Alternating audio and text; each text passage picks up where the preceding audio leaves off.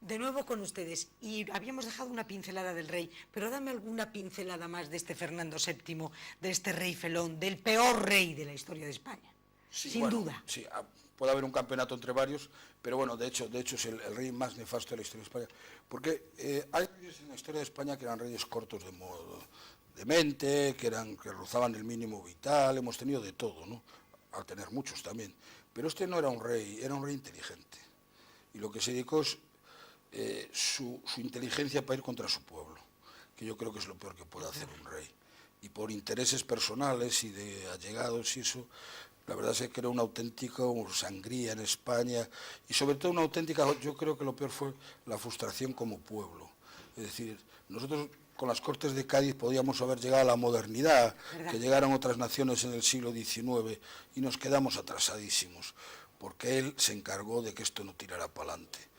Y además, como bueno, tenía apoyos, porque realmente tenía apoyos de Francia, tenía apoyos, pues se casó con una portuguesa, bueno, es que después todas estas historias son muy complejas, ¿no? Pero vamos, es un rey terrorífico y para esta ciudad terrorífico. Bueno, como para todas, me imagino yo. Entonces, y después, bueno, dejó un gran problema que fue el problema de su hija. Ya. Que sería el problema, que ya es para otro programa, que son las guerras carlistas. Es para otro programa. Pero bueno, pero te quiero decir que dejó preparado todo un bollo que vino después. ¿Qué vino después? Todo un jaleo que vino después, ¿me entiendes?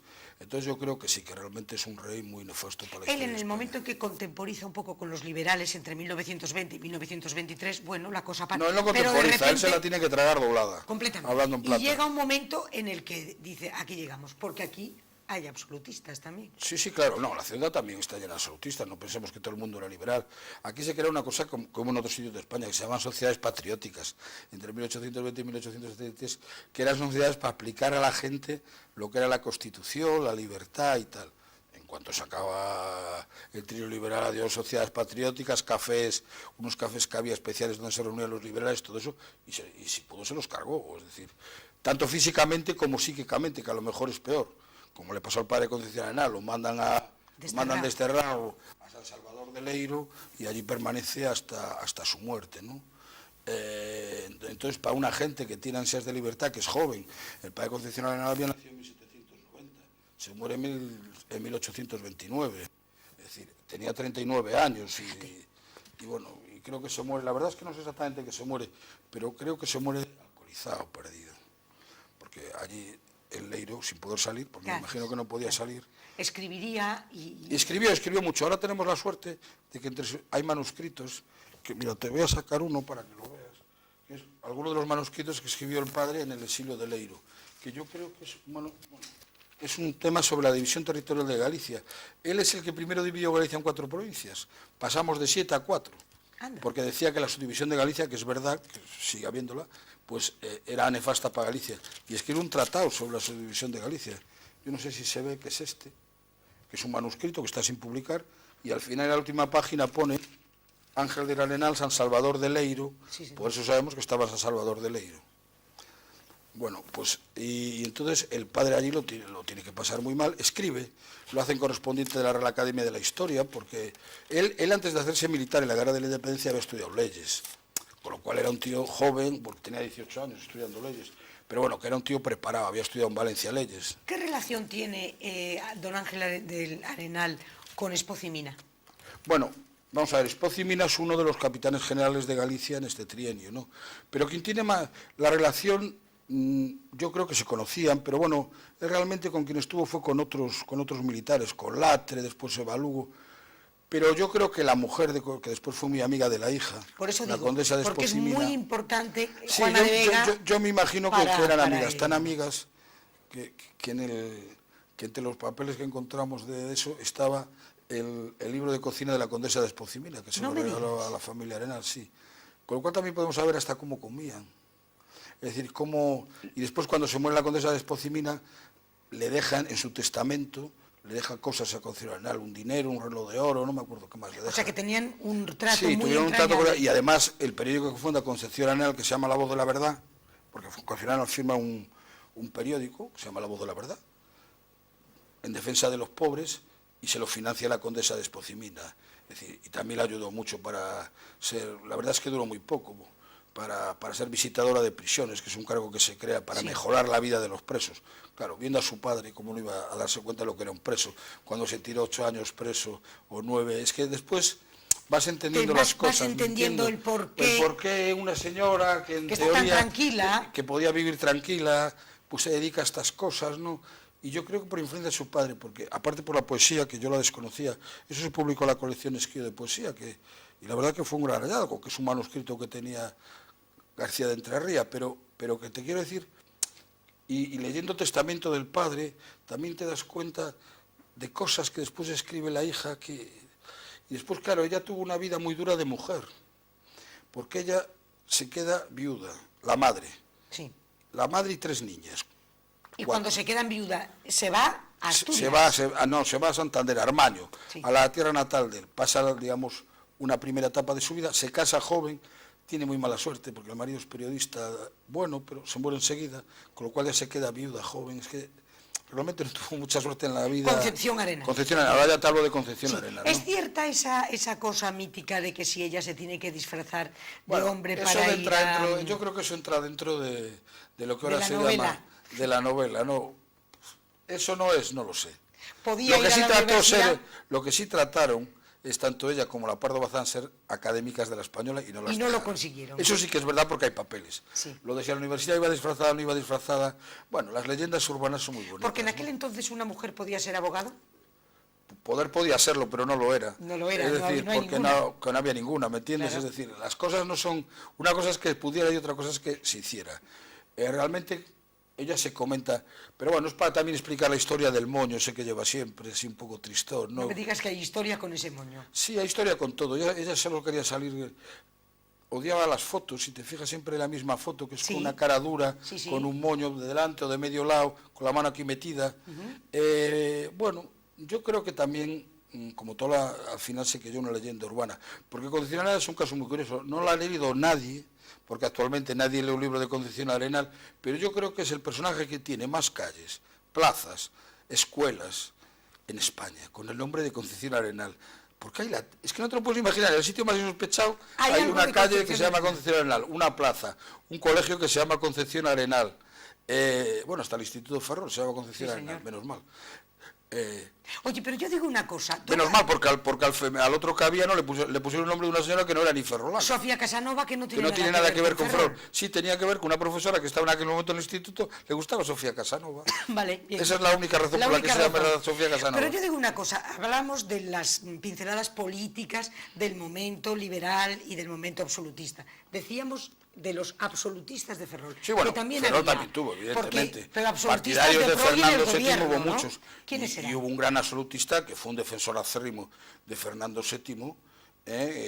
Bueno, era confesor de su mujer, que era comisario general de la Santa Cruzada, era cura, pero comisario general de la Santa Cruzada era un obispo especial que había para la bula. No sé si te acuerdas que antes se pagaba una bula para poder comer en Cuaresma, carne y tal. Bueno, él manejaba todo ese cotarro.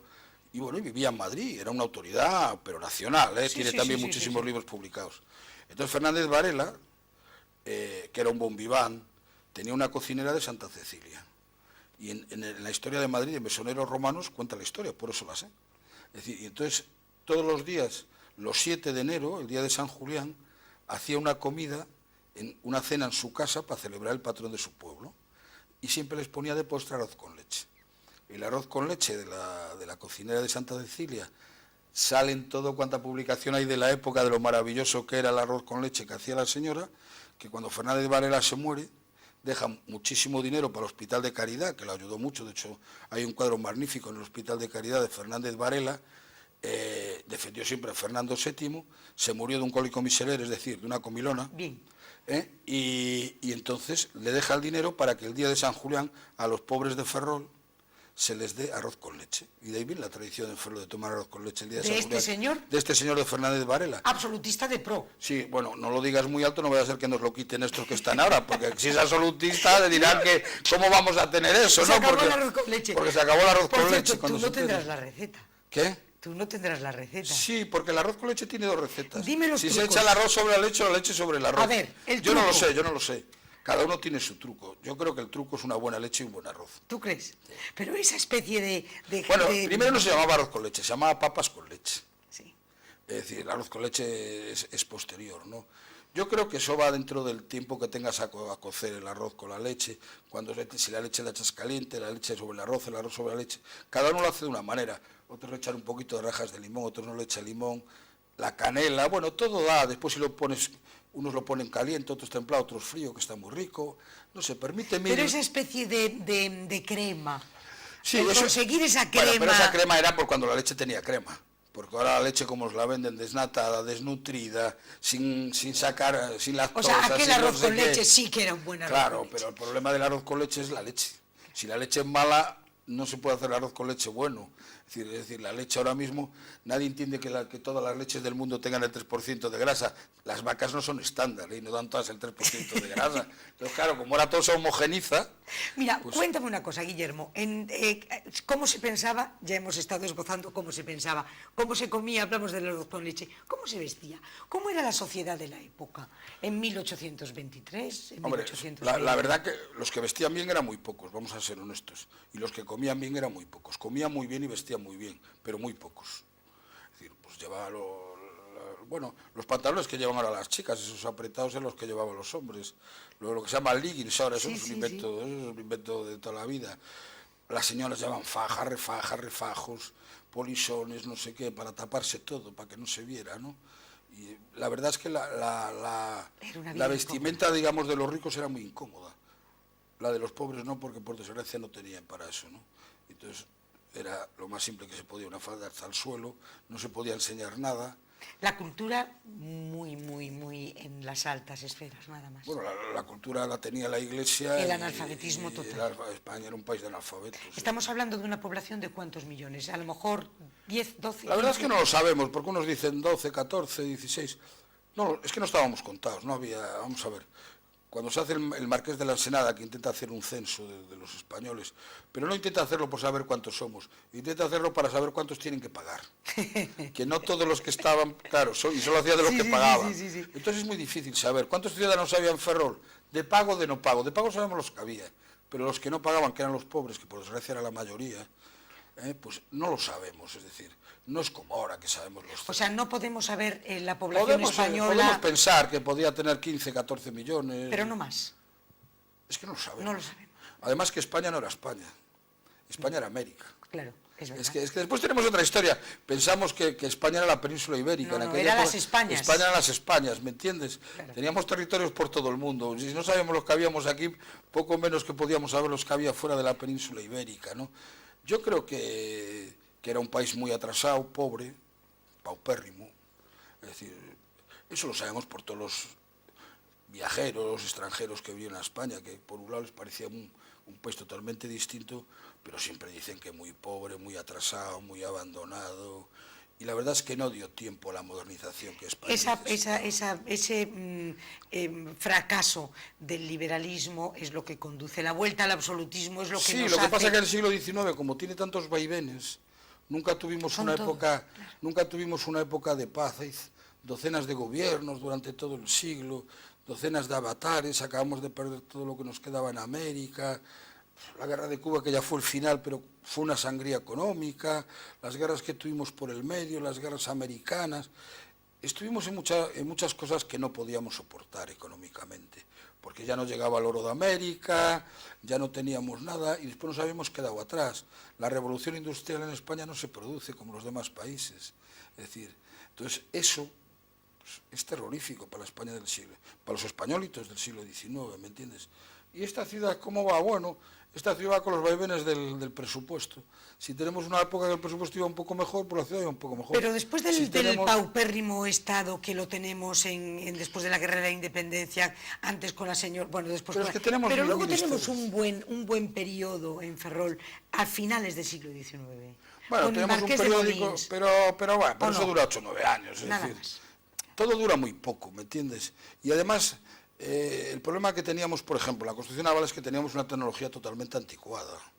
Es decir, nosotros hacíamos barcos que iban a 10 y los demás los hacían que iban a 20. Es decir, por decir una tontería, ¿no? Sí. Pero te quiero decir que nosotros nos quedamos atrasados. Es decir, la tecnología naval que tuvimos en el siglo XVIII no la tenemos ni con mucho en el siglo XIX.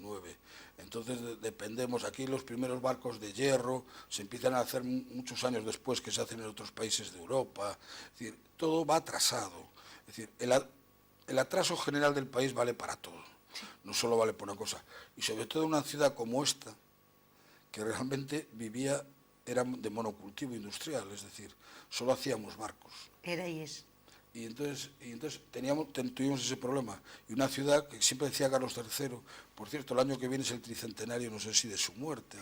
Y de gran importancia para la ciudad. Bueno, tanto que decía, siempre decía, hay una broma sobre Carlos III que decía, es en la ciudad donde más he gastado y nunca he visitado, porque nunca conoció Ferrol. De hecho se decía, no sé a quién le contaba a un ministro, que a ver que si desde la granja podía ver las grúas que había hecho aquí. Y la verdad es que no estuvo nunca aquí, ¿no? Pero el día que se muera aquí se hace un monumento efímero, que hay un grabado precioso, recordando el día de su muerte, y bueno, porque la ciudad le agradece todo lo que había hecho por la ciudad, ¿no? Pero realmente a partir de Trafalgar la cosa, ya un poco antes de Trafalgar, pero ya van picado, sí. Y ya te digo, además tenemos una tecnología anticuada.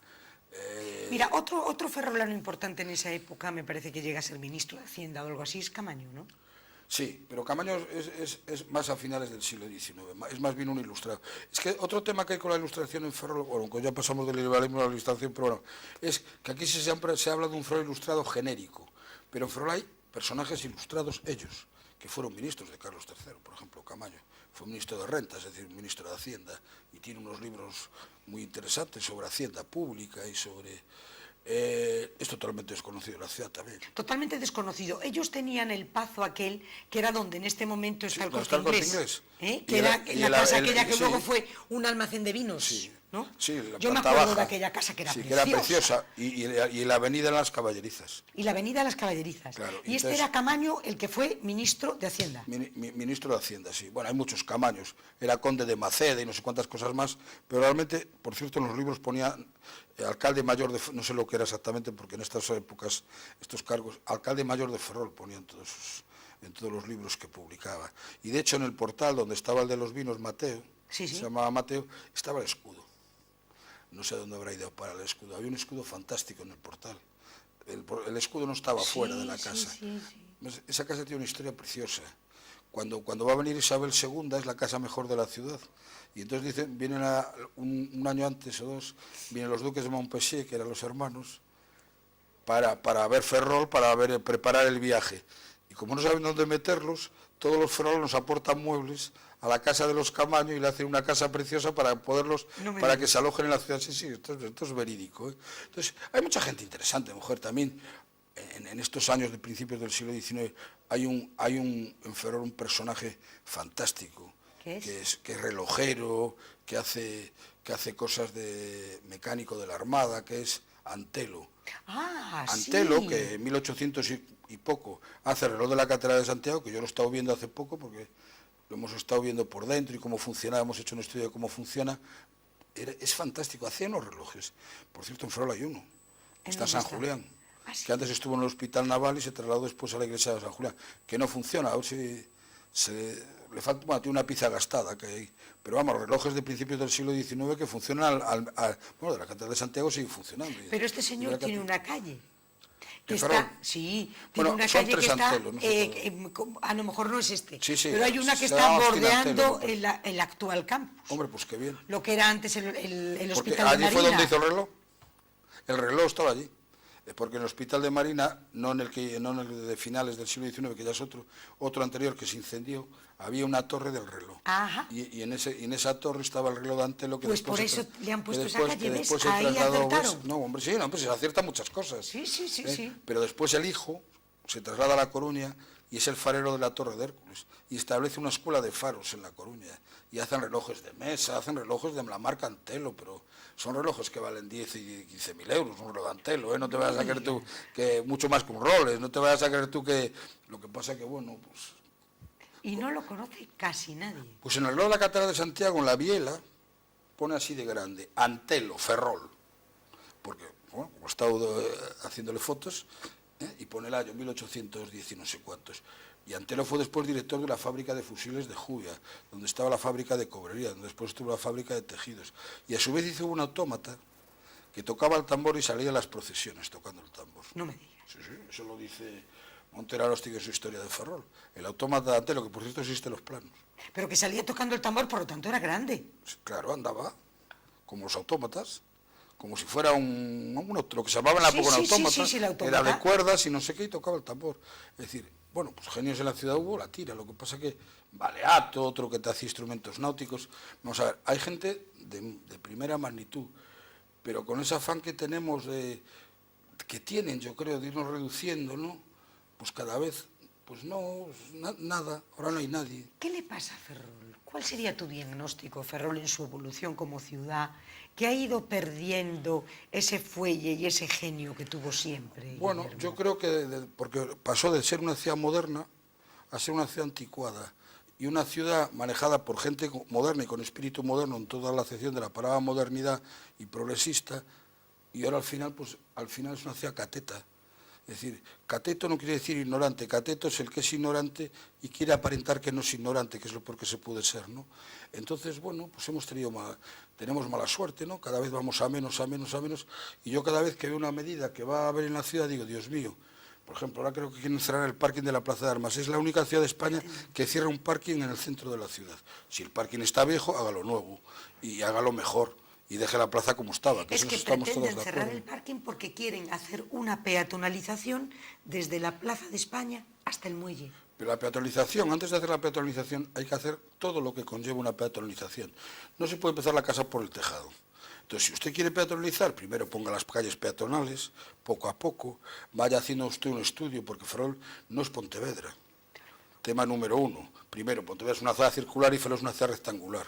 Ferrol es una ciudad para andar y para mover, y Pontevedra no. Segundo, la media de edad de la gente que vive en el barrio de Magdalena es casi 60, sin casi, creo que sobre 60 años. Claro, es gente mayor. A esa gente usted la obliga a que para ir a comprar la leche, ¿cómo lo hace? A la que lo obliga para ir a su casa que no puede ni andar y tiene que ir en silla de ruedas, ¿cómo lo hace? Bueno, pues, ¿qué pasará? Que el barrio se irá despoblando cada vez más, como se está despoblando, porque que ya es está evidente, prácticamente despoblado, y entonces acabarán empezándose a caer casas como se han caído en Ferrol Viejo. Entonces, esa es la desgracia. ¿Usted quiere peatonalizar? Sí, a mí me parece bien que se peatonalice el barrio, pero vamos a pensar cómo lo hacemos, y vamos a pensar lo que es lo bueno para la ciudad, no qué es lo bueno. Lo que pasa es que yo creo que muchas veces estas medidas son las medidas, yo tengo siempre la teoría del calamar, ¿no? Es decir, cuando en una ciudad en el año 2016 es incapaz de hacer, lo principal que tiene que tener una ciudad es un presupuesto. Hay un ayuntamiento elegido, bueno, que tiene la mayoría porque 2 grupos suman la mayoría, ¿vale? Son incapaces de en el 2016 hacer un presupuesto, porque no lo tenemos, es una prórroga del 2015. En el 2017, dado como está la composición, todos peleados, tampoco lo vamos a tener. Bueno, ese es el problema de la ciudad, ese es el gran problema de esta ciudad actualmente. No es si abrimos un parque y no peatonalizamos una calle. Entonces los calamares lo que hacen es, cuando tienen un problema, echan la tinta tapa todo y no deja ver la verdad. El problema no es ese es un problema menor. El problema que tenemos en la ciudad es que no estamos gobernados. ¿Por qué? Porque actualmente 6 gobiernan en una ciudad que hay 25 concejales. 2 andan por libre, no sé qué, y los otros están... Bueno, ese es el problema de la ciudad real actualmente. Ahora, claro, si nosotros los llevamos a la peatonalización, al no sé qué, a menudencias, porque aquí no se va a peatonalizar, porque no hay dinero. Porque no tenemos dinero para peatonalizar. Pues claro, las calles hay que hacerlas peatonales. Si usted deja la misma calle y peatonalizar es poner una cosita redondita de plástico, que es lo que ponen. Sí. Una cosa de plástico con una especie de pino enano sucio encima que no crece. Y lleno de colillas alrededor. Y lleno de colillas, porque no se limpia después. Efectivamente. Claro, porque después es que peatonalizar lleva unos servicios para la peatonalización. Bueno, pues si vamos a hacer eso, ¿para qué lo vamos a hacer? Pero eso nos vamos a estar peleando, porque en eso se basa un poco, cuando la gente no sabe hacer cosas, se basa en ir creando problemas pequeños y de los problemas pequeños agrandarlos, ¿me entiendes? Entonces, que un día se peatonaliza, muy bien, pero vamos a peatonalizar lo que se entiende por peatonalizar. Y vamos a hacer un estudio de la ciudad. Y vamos a hacer un estudio, porque, por ejemplo, la ciudad no tiene una ordenanza de ruidos. ¿Cómo se va a peatonalizar sin ordenanza de ruidos? y no funcionan los aparatos de medición del ruido en el ayuntamiento que fui yo el otro día y no saben cómo se usa la policía municipal. Pues claro, es que, de verdad, a veces hablamos de cosas, bueno, pues vamos a empezar por lo más sencillo, unas ordenanzas, una cosa de tal, que los vecinos que tengan problemas puedan ir a... Yo, por ejemplo, a mi madre no la podría llevar, porque la tendría que llevar en el colo, porque mi madre tenía 88 años y no andaba. Bueno, ¿y esto cómo lo hago? No, es que hay que avisar a la policía municipal. ¿Ves? La policía municipal. Usted llama ahora mismo a la policía municipal y no lo pueden atender porque no tienen gente. Es que fue lo que me dijeron el otro día, que tuve que llamar. Porque en la calle Magdalena, que ya han convertido aquello en un lupanar, ahora este fin de semana se han dedicado a romper los cristales de los locales comerciales. No ha pasado nada, todo, no pasa nada, aquí no pasa nada nunca, ¿me entiendes? ¿Y por qué? Bueno, porque dejan tener un lupanar allí a las 4 de la mañana y llamas a la policía municipal y te dicen que no pueden ir porque no tienen gente. No tienen gente. Bueno, y si no tienen gente para eso, pues ya me contarás cómo van a tener gente para poder después abrir la calle. Entonces, vamos a pensar y hacer las cosas con sentido común, si tampoco hay que ser un genio. Yo creo que aplicar sentido común que aplicaron otros. La penalización no se hace de la noche a la mañana, nada se hace de la noche a la mañana, pero si usted lo que quiere es tapar una cosa con la otra, y con un problema el otro, y con problemas eufemísticos, sobre si yo soy tránsfuga, no soy tránsfuga, soy no sé cuánto, yo no, porque yo no estoy afiliado, dejo de estar, todo eso son problemas semánticos. La realidad es... Año 16, sin presupuesto. Año 17, llevamos la perspectiva de que tampoco haya presupuesto. Eso es el mayor fracaso de una ciudad, porque sin presupuestos nunca se puede tirar para adelante. Exactamente. Esa es la realidad. Entonces, ¿para qué vamos a ir creando toda esa historia de que vamos a hacer no sé qué? Si no se hace nada. No se puede hacer absolutamente nada. Si no se puede hacer nada. Sin Pero sin presupuesto no se puede hacer nada, porque, claro, como usted tiene que aprobar, que el alcalde los pueda aprobar por no sé qué, vale, los podrá aprobar, pero podrá aprobar 1 o 2, después se pasará. Entonces, y tiene que hacer los créditos cambiarlos, bueno, un desastre. Mira, antes hablábamos de que no había nada nuevo bajo el sol y hablábamos de bueno, todos los cambios de calles en la ciudad, que también, bueno, siempre se cambiaron. Y los cambios de monumentos. Pero hablamos de otra cosa que también en la época de los liberales debió de prender y mucho, y hoy en día, desgraciadamente, hemos estado a punto de tener un gobierno casi de esas características. Populismo y totalitarismo. Bueno, yo creo que aquí el populismo, porque primero hay que pensar qué es el populismo, porque lo primero pues mira, vamos, que me he leído lo menos 30 libros sobre el populismo, al final es muy fácil definirlo.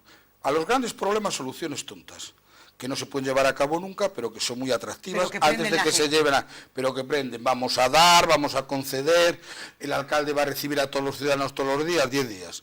Al 11º ya no recibe a nadie, vamos a no sé cuánto, el que no tiene no sé qué, todo eso, ¿qué historia? El ayuntamiento va a coger no sé cuántos cientos de frenados sin trabajo para trabajar en el ayuntamiento, no se coja a nadie. Inmigrantes van a venir, Dios los libre, los vamos a tener exactamente, aquí. Todo eso. Todo muy bonito. Todo muy, pero cuando llega el momento no hacen nada de eso. Eso es el primer caso. El segundo, que es muy importante, que se arrogan que el pueblo son ellos. Ellos son una minoría, pero el pueblo soy yo. Es decir, yo represento a todos. Los nacionalismos, que es el caso más claro de populismo, sí. ¿No? Los nacionalistas siempre hablan del pueblo catalán, el pueblo gallego. No, usted habla de los del pueblo gallego que le votan a usted. No me hable de todo el pueblo gallego, porque usted no tiene la representatividad de todo eso. Entonces, eso es otro de los problemas que tiene. Bueno, otra de las realidades que tiene el populismo. Y el tercero es que muchos populismos acaban en lo que acaban. Solo hay que ver el caso de Venezuela. Empezó el populismo con Chávez, no sé qué, y ahora ¿en qué estamos? En un totalitarismo, donde le quita la luz al Congreso de Diputados para que no puedan votar, donde no hay ni papel higiénico. Esa es la realidad de los populismos, y no hay otra. Lo que pasa que, bueno, eso se puede mascarar como tú quieras, ¿me entiendes? Y bueno, y después que siempre tiene la razón. Y tiene otro problema, que el que no piensa como él no es su oponente político, es su enemigo. Y pasa a ser el enemigo público número 1. Y te señalan, porque el scratch, eso que está ahora de moda, que perseguimos, eso es señalar a la gente con el dedo. Eso es lo que hacía el nazismo. Señalar a los judíos con el dedo para que después se los cargaran. ¿Entiendes? Entonces, hay que tener mucho cuidado. Y después, yo no entiendo cómo gente joven, gente tal, puede tener ese odio hacia todo. Es decir, el odio, que es una cosa terrorífica, que el odio lo que hace es te contrae, te cohíbe, ese odio. Yo oigo hablar a alguno con un odio de todo y digo, Dios mío, ¿dónde estoy yo? Mis hijos, ¿dónde están? En un país donde se fomenta el odio. porque es que estamos fomentando el odio entre unos y otros. Yo puedo pensar distinto que tú, o puedo ser religioso o no ser religioso, pero no eres mi enemigo por ser cura o porque yo sea militar o lo que sea, ¿no? Pues parece que todo eso se hace. Pero bueno, también tienen una cosa, los populismos tienen un crecimiento rápido, también un descenso rápido, ¿eh? Sobre todo cuando se les ve cómo actúan. Claro, y cuando no cogen el poder rápidamente, porque si cogen el poder ya no lo sueltan. Pero no lo sueltan, ¿verdad? No, o sea, que lo puedes ver, vamos, si es que no hay que dar ejemplos, ¿no? Entonces, eso es muy importante. Porque ese desprendimiento que se dice en principio para ¿Desprendimiento vender de qué? también, no digo para vender y todo por el pueblo casi, pero Sí, pero sin el pueblo.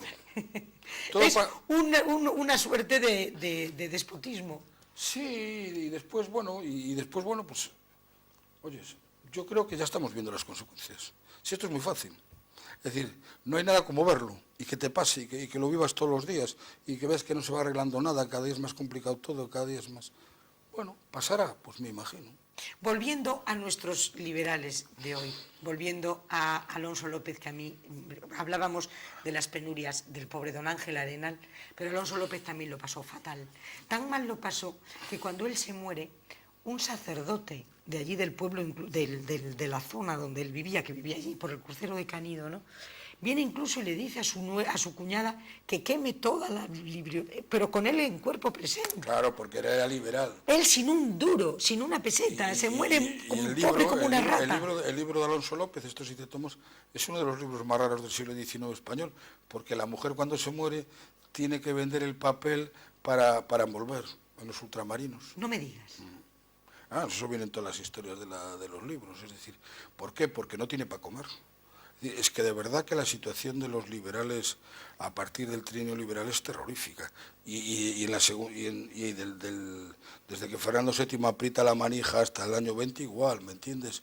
Es decir, y malvivieron, muchos se tuvieron que exiliar, algunos se fueron a Inglaterra, otros se fueron a Portugal, es decir, algunos y otros se escondieron por ahí, los que tenían dinero, pues pudieron vivir de su dinero personal, ¿no? Pero no pudieron vivir de lo que hacían, de su trabajo, de lo que fuera. Y además eran personajes asombrosos intelectualmente, porque este señor Alonso López es marino, es ingeniero, es matemático, sí, es escritor, y político. Es político. Escribió un libro de matemáticas, hizo un mapa del arzobispado de Santiago, escribió no sé cuántas cosas.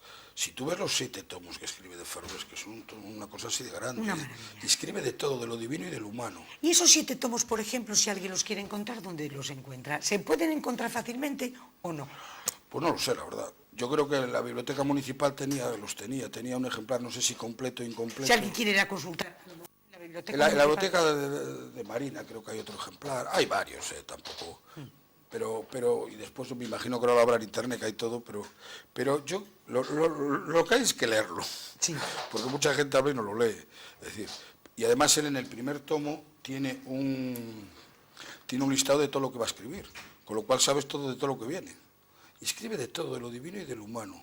Y además como es un tío preparado intelectualmente, era matemático y tenía una mente matemática, cuantifica las cosas, las aves que pasan por Ferrol, hasta lo que costaba el servicio doméstico. Todo. O sea, te da una idea radiografía de la ciudad fantástica. Y además, como ya te digo, datos concretos que pueden ser interpretables como todo, pero concretos. ¿Y la cultura en la ciudad en esa época? Hombre, ¿Cómo se mueve? ¿Qué hay? ¿Hay instituciones culturales interesantes? ¿Hay teatro? Bueno, en Ferrol hay teatros del siglo XIX, porque el teatro entendido lo que es un teatro, sí, que era un medio teatro, medio una casa así de putilinguis. Entonces, Ferrol tiene un problema en el siglo XVIII, que es que vienen muchos hombres y no hay mujeres. Claro.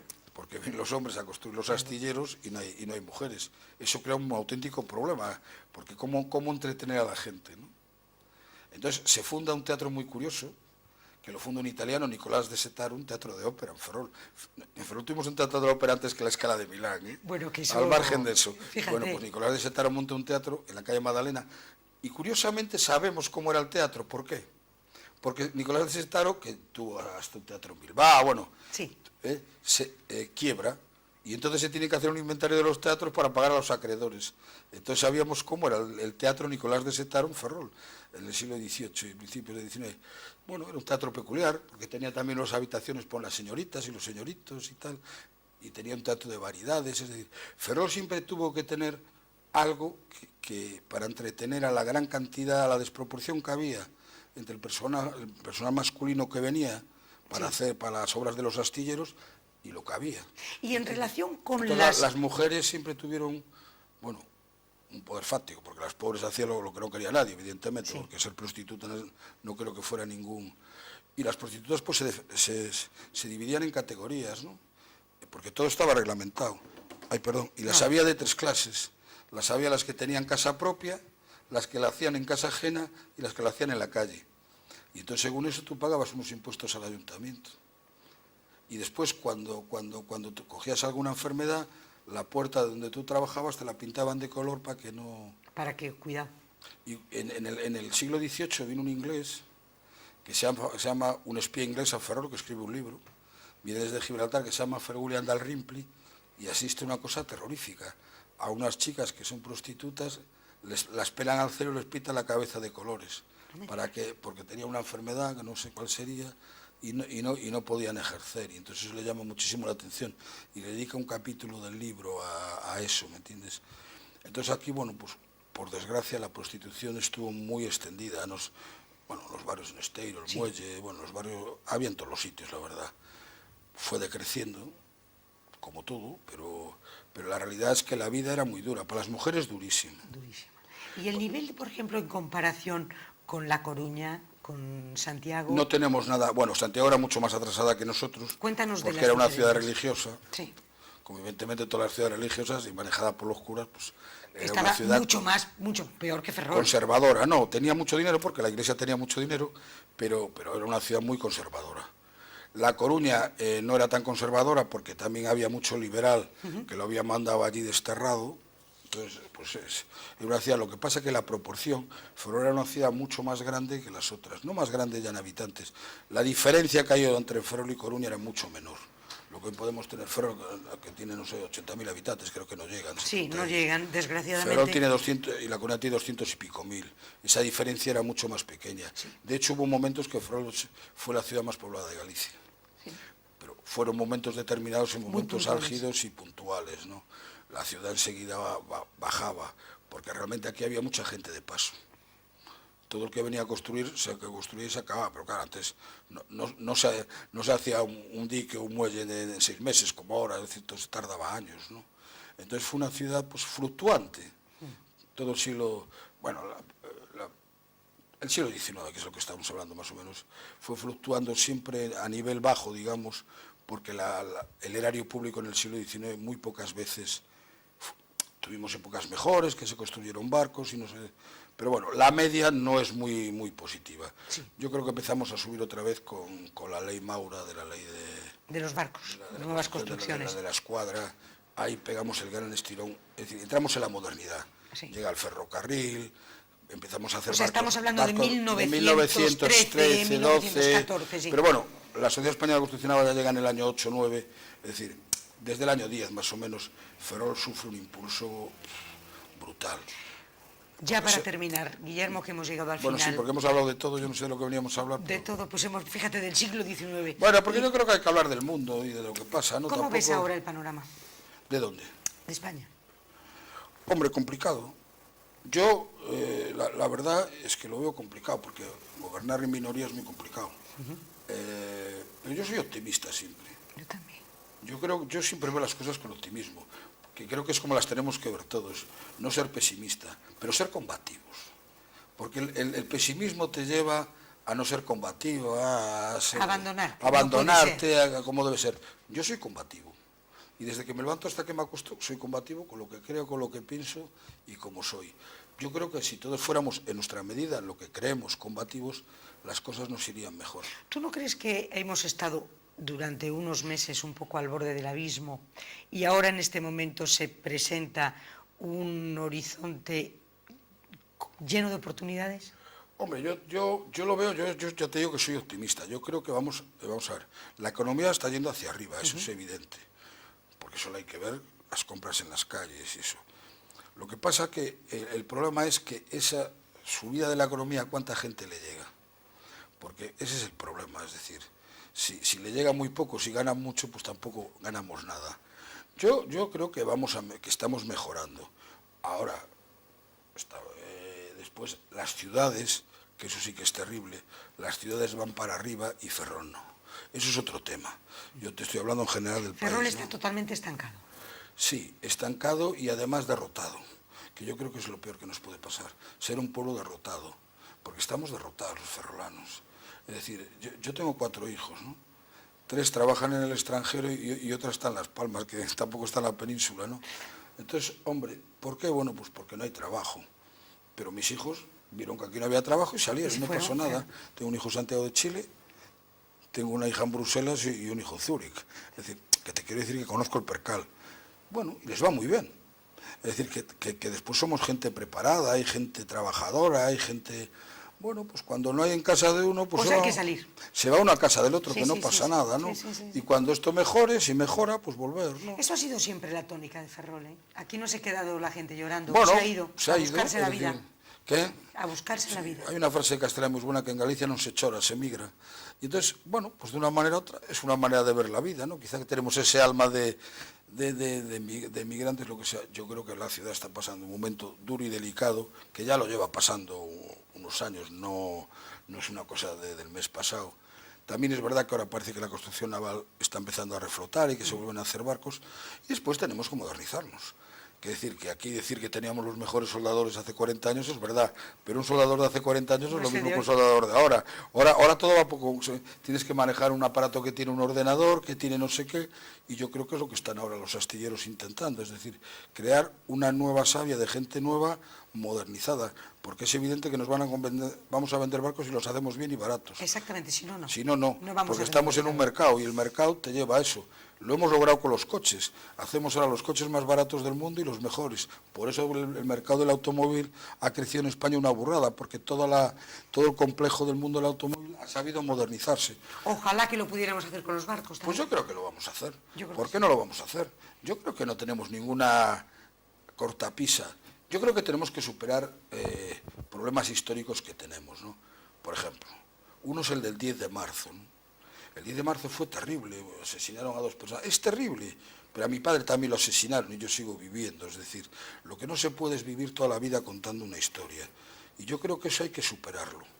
Pero todos juntos, oye, fue horrible, lo que tú quieras, pero superarlo. A mí me parece terrible cuando el otro día oí al señor Tosio en una conferencia, claro, y al hablar de Ferrol solo habló de los sucesos del 10 de marzo. Sí. Pues está muy bien, si pasó, es terrible, pero hay algo más, han pasado más cosas.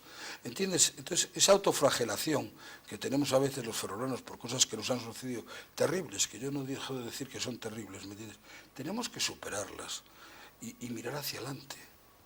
Es decir, pero estamos siempre mirando hacia atrás. Pues miraremos pero hay que mirar sin ira, como decía la canción. Libertad sin ira. Sin ira. Por eso, entonces, la ira, que lo que hace es que gastes muchas energías, pero que no hagas nada, porque la ira no te produce ningún tipo de nada. Entonces, yo creo que, yo soy esperanzado.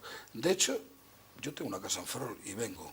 Es decir, y estoy encantado. ¿Y te quieres jubilar aquí? Y me quiero jubilar aquí. A mí me parece una ciudad encantadora. Guillermo. Fácil de vivir y cómoda de vivir. Bueno, ya no digo más. Yo te agradezco esto. Estamos pendientes de un programa de cocina. No, bueno, pero eso el año que viene. El año que viene, si Dios quiere. Sí, a mí me interesa mucho la cocina. ¿Eh? Sí, yo escribí un libro de cocina que tuvo mucho éxito. Además, le dieron el Premio Nacional al libro de cocina. Porque creo que los humanos podemos hacer todo, pero siempre tenemos que beber y comer.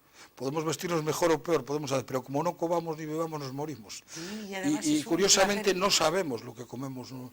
Ni lo que se ha comido nunca a lo largo de la historia, ni por qué se comen las cosas. Yo siempre cuento una anécdota, y es la última. ¿Por qué en Galicia se hacen melindres y almendrados? Dime. Y la gente te dice, hombre, pues es verdad que yo siempre que compro melindres hay almendrados, pues por lo más sencillo, porque así del huevo se puede aprovechar la clara y la yema. Y si no solo se puede aprovechar, claro, pues es el sentido común. Bueno, pues como eso hay 100.000 cosas en la cocina, que a veces las hacemos sin saber por qué, pero que son reales. Te emplazo a ese programa. No. 1.000.000 de gracias, Guillermo. Nada, encantado. Y ya saben todos ustedes. Muchas gracias a todos ustedes por haber aguantado aquí, porque al final no hemos hablado casi nada. Ha sido un enorme placer. Y ya lo saben, yo creo que con este lema de los liberales, libertad pero sin ira. Libertad. Muchas gracias y hasta el próximo miércoles. Bueno.